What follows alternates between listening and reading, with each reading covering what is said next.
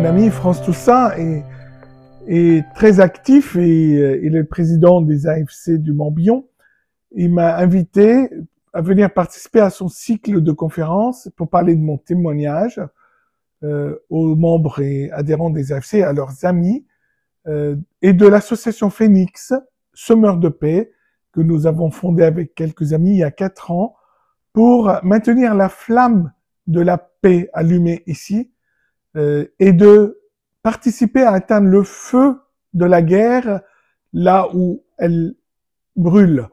Cette guerre, elle brûle beaucoup de terre et de vie, et nous participons à notre échelle à soulager ceux qui sont victimes, comme à Gaza, dans la paroisse de la Sainte Famille, que le pape appelle tous les jours, dans le diocèse de Tyr au sud Liban, le diocèse de Sidon, avec des enfants qui ont des difficultés d'apprentissage, que nous soutenons leur thérapie pour qu'ils puissent continuer une scolarité ordinaire, et puis aussi avec des anciens prisonniers en France, pour éradiquer un peu la violence qu'il peut y avoir dans les prisons et à la sortie.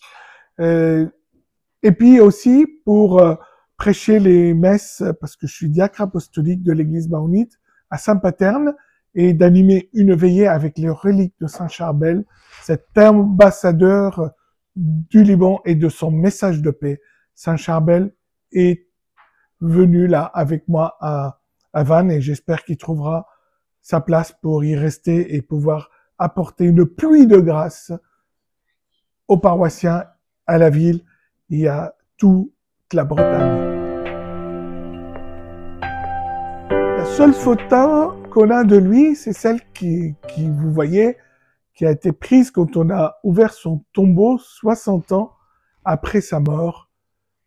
Son corps était encore intact, sa peau tendre, et il sointait du sang et de l'huile. C'est un homme de prière. C'est un homme de piété. Il a consacré toute sa vie de moine à prier, prier et prier. Il a voulu être ermite les 3 dernières années de sa vie. Il a accompagné les gens dans les confessions. Il a recueilli toute la misère qui est venue se déposer chez lui pour qu'il la remette à Dieu.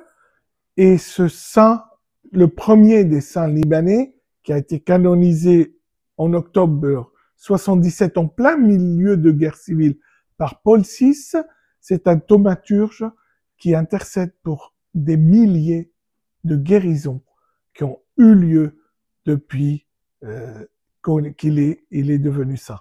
Saint Charbel a à son compteur officiellement plus de 30 000 miracles. C'est énorme, c'est un intercesseur. Et il est amoureux de la France, il parle français. Et les Français l'aiment. Et je découvre combien les Français aiment ce saint du Liban. D'abord parce qu'il est libanais, parce qu'il a le parfum de cèdre. Il est renommé comme le vin du Liban, comme dit la Bible. Et il vient juste pour ainsi apaiser les cœurs des Français, donner aussi cette force pour un relèvement spirituel, parce que nous, les Libanais, nous aimons la France. Et nous savons que les Français aiment le Liban, et nous avons besoin de retrouver cette France missionnaire qui pourra aussi prendre soin de son petit frère, le Liban.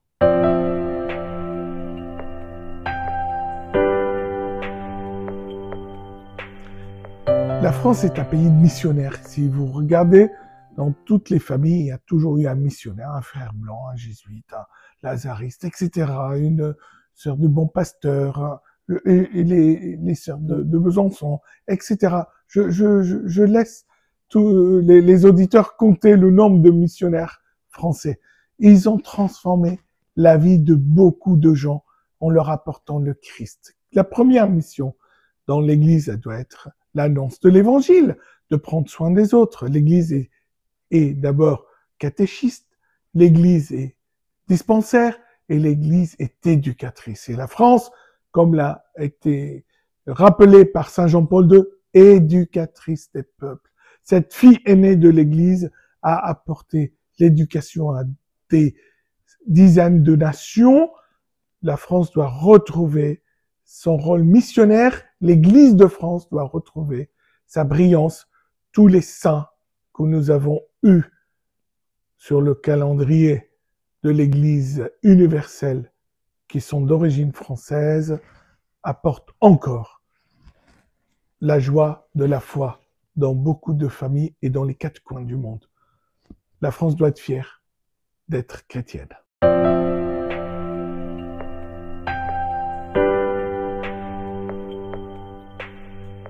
Il est vénéré particulièrement à Paray-le-Monial, quand il a dit « Ce cœur qui a tant aimé le monde, qui est si peu aimé au retour, il n'attend qu'une chose, c'est qu'on l'aime, qu'on lui donne notre vie pour qu'il puisse en faire ce trésor du don. » Il n'y a pas de plus grand amour que de donner sa vie à ceux qu'on aime. Et Jésus nous a aimés en nous le montrant sur la croix. Il dit, voilà, voici ta mère, voici ton fils. Il nous a donné ce qu'il avait de plus cher sur la terre. Et puis, il nous a accueillis aussi, comme il a accueilli le bon larron, le soir même au paradis. Nous n'ayons pas peur de nos défauts, de nos péchés, de notre faiblesse.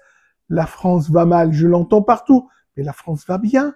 La France a un héritage extraordinaire. Elle a un présent radieux et surtout un avenir lumineux.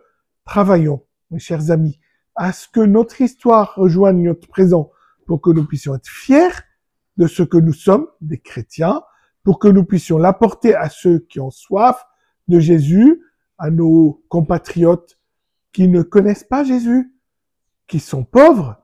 Et s'il est venu pour les pauvres et les pécheurs, ils sont pauvres. Ils ne connaissent pas Dieu, ils ne connaissent pas la joie du Sacré-Cœur. Oui, cette encyclique est extraordinaire. Et puis, j'avoue, chapeau bas pour notre Saint-Père, parce qu'il fait aussi un éloge extraordinaire du prêtre, du don de la vie du prêtre. Et remet cela dans le cœur de Jésus. Jésus, ce Sacré-Cœur, que je porte son nom, parce que Fouad veut dire cœur, le cœur spirituel. Parce que dans les langues sémites, le cœur physique a un nom, et le cœur spirituel, c'est Fouad. Alors, je suis touché par cela, et puis moi, mes parents m'ont consacré à la Vierge Marie et au Sacré-Cœur. Et je trouve que nous devons tous travailler pour que la France soit consacrée au Sacré-Cœur et à l'Immaculé Cœur de Marie, ces deux cœurs unis.